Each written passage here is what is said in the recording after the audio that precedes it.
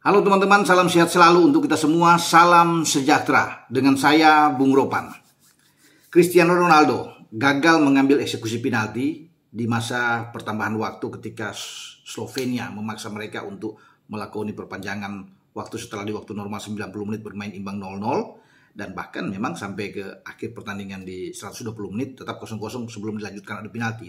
Tapi sebelum berakhir di masa pertambahan waktu ini, Portugal mendapatkan hadiah penalti lewat aksi yang dilakukan oleh Diogo Costa, pemain Liverpool ini menusuk melewati 3 pemain Slovenia sebelum dia dihadang oleh Vanja Dragušić di sana dan dia jatuh. Wasit menunjuk titik putih. Daniele Orsato, wasit asal Italia, menghadiahkan ini. Diprotes oleh pemain-pemain dari Slovenia, termasuk dari yang menjegal Diogo Costa. Drusic ini ya, Vanja, tapi tidak bisa mengubah protes ini dan wasit Orsato tetap pada pendiriannya penalti dan mungkin ini sudah berkoordinasi dengan VAR juga. Ronaldo tampil sebagai eksekutor karena memang orang pertama harus Ronaldo, orang kedua baru Bruno Fernandes dan akhirnya Ronaldo tembakannya gagal. Tidak seperti biasanya selalu yakin. Penjaga gawang Jan Oblak yang bermain di Atletico Madrid membaca pergerakan Ronaldo, tembakan dia ke sudut kiri dimentahkan ditepis oleh Oblak. Oblak itu tampil luar biasa. Ya, di sepanjang pertandingan 90 menit waktu normal tambah ada pertambahan waktu 2 kali 15 menit. Banyak peluang dari Portugal selalu digagalkan dalam pertandingan ini hari tadi. Termasuk dari Cristiano Ronaldo sendiri, dari Bruno Fernandes, Bernardo Silva, Rafael Leo sebelum Diego Jota masuk. Ya, ini peluang demi peluang selalu tampil bagus bagi Oblak. Nah, tentunya ketika adu penalti terjadi ada rasa cemas bagi Portugal karena penampilan Oblak yang luar biasa, termasuk menggagalkan tendangan penalti dari Ronaldo. Ini berbahaya. Satu saja gagal dari Portugal akan berakibat mental ini akan berubah, menggoyahkan kubu Portugal. Ronaldo tampil lagi dalam adu penalti dan dia penembak pertama. Namun itu sudah ada rasa percaya diri karena Diogo Costa, penjaga gawang dari Portugal ini mampu menggagalkan tembakan pertama dari pemain Slovenia. Nah, di sini Ronaldo punya mental yang kuat dan memang mental berbicara. Portugal adalah tim yang punya mental juara. Mereka juara 2016 di Euro setelah mengalahkan Prancis di final. Dan Ronaldo kali ini tidak menyia-nyiakan kesempatan itu, menembak merubah arah. Kalau yang pertama di kiri, sekarang dia berubah ke kanan. Terbaca juga oleh Oblak, tapi Oblak kalah dalam sepersekian detik untuk mengantisipasi tembakan Ronaldo yang memang keras ke sudut kanan dia dan masuk. Inilah yang memotivasi Bruno Fernandes dan Bernardo Silva sebagai penendang kedua dan ketiga. Di samping penjaga gawang tentunya Diogo Costa yang tampil fantastis.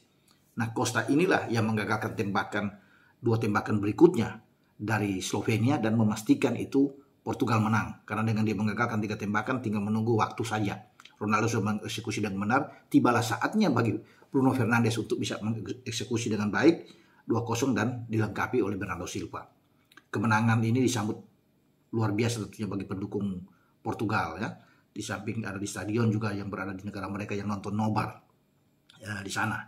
Dan yang menarik di sini bagaimana Portugal itu bisa melancarkan 20 tembakan, ada 6 on target tapi tidak sebiji gol pun yang lahir di gawang Jan Oblak yang tampil oke. Sementara bagi Slovenia hanya 10 tembakan dan 2 on target. Kalau kita lihat dari pencapaian mereka penguasaan bola ya, ball position dari Portugal tinggi 72% berbanding dengan 28% dari Slovenia. Mestinya kan ini Portugal harus menang, bahkan tidak perlu lewat pertambahan waktu. Tapi faktanya lapangan Slovenia bertahan dengan baik.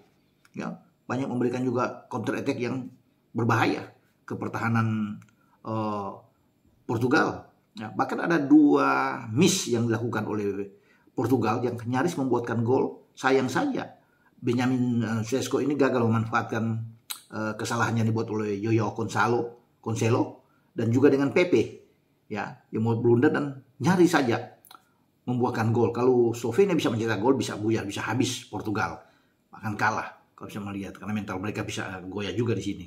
Untung mereka tidak bobol dan penampilan Costa, makanya saya bilang untuk laga ini Diego Costa layak untuk menjadi man of the match dalam pertandingan karena dia juga banyak menggagalkan juga serangan dari Slovenia, juga 3 penendang Slovenia yang dimentahkan oleh Diego Costa. Jadi selamat buat tim asuhan Roberto Martinez yang melaju ke babak perempat final. Nah, di perempat final inilah yang banyak dinantikan banyak orang juga, mempertemukan antara Portugal melawan Prancis. Karena Prancis sebelum Portugal menang sudah membook satu tiket ke perempat final setelah mengalahkan tim kuat lainnya, Belgia. Lewat gol deflection bunuh diri Kolo Muani, ya Brandon Kolo Muani ini menembak bola dan diblok, coba diarah, ditahan tapi bola deflection, kena kaki Vertonghen masuk ke gawang Belgia. Itulah gol satu-satunya yang diciptakan di 10 menit terakhir melawan Belgia dan akhirnya membawa Prancis, Kylian Mbappe dan kawan-kawan ke babak perempat final. Menarik memang karena ini akan mengulangi duel mereka di final Euro 2016 ketika Prancis dipermalukan di babak final, kalah ya di hadapan publik sendiri oleh Portugal. Walaupun Ronaldo tidak bermain di final, tapi Portugal termotivasi luar biasa untuk bisa mengalahkan Prancis saat itu dan akhirnya mereka bisa mendapatkan gelar pertama mereka menjadi juara Euro. Sekarang mereka langsung ketemu di babak perempat final. Kita akan nantikan karena di sebelah sini, bagian sebelah sini itu berat semua. Ya bagian sebelah kiri ya. Jerman, Spanyol, Portugal, Prancis. Pemenangnya akan ketemu di semifinal. Entah Jerman, entah Spanyol akan ketemu dengan entah Portugal atau Prancis. Berbeda dengan di bagian kanan memang agak tidak sekuat di kiri lah. Karena kan nanti malam Belanda akan bermain melawan Rumania. Kemudian Austria dini hari akan bertarung melawan Turki. Pemenangnya akan bertarung di babak perempat final, pemenang antara Rumania dan Belanda dan Austria-Turki. Sementara di bawahnya kan itu sudah kita tahu bersama. Swiss akan menantang Inggris setelah Swiss menyingkirkan Italia dan Inggris susah payah untuk bisa mengalahkan Slovakia hampir saja di 1 menit terakhir kalau tidak ada akrobatik dari Jude Bellingham. Inggris akan pulang out, tapi akhirnya mereka bisa menang membalikan keadaan setelah di pertambahan waktu Harry Kane bisa mencetak gol lewat sundulan kepala Harry Kane, pemain dari Bayern Munchen ini, dan membawa mereka lolos ke perempat final untuk bertarung melawan Swiss. Nah, ini juga menarik. Ya, Swiss tidak mudah untuk dikalahkan. Setelah mereka mengalahkan Italia, Granit Xhaka dan kawan-kawan sangat baik kali ini penampilan mereka. Dan harus diperhitungkan ketika Inggris bermain ya kurang begitu bagus dan faktor keberuntungan yang ada melawan Swiss. Swiss secara permainan lebih bagus dari Slovakia. Ya, ini yang kita akan lihat nantinya. Nah, kita kembali ke Prancis dan Portugal yang akan bermain kalau nggak salah pada hari Sabtu depan ini, ya Sabtu mendatang duel ini, dan pasti salah satu akan out.